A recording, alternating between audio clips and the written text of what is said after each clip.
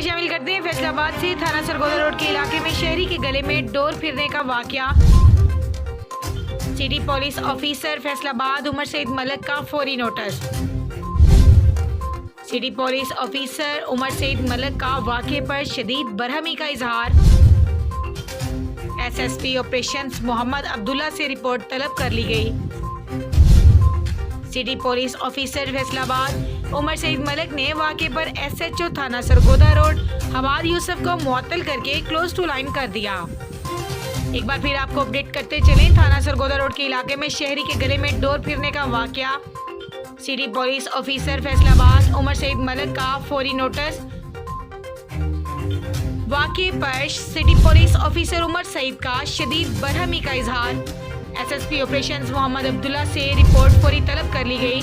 City police officer Umar Saeed Malik ने वाकये पर एसएचओ थाना सरगोदा रोड हमाद यूसुफ को मुअत्तल करके क्लोज टू लाइन कर दिया।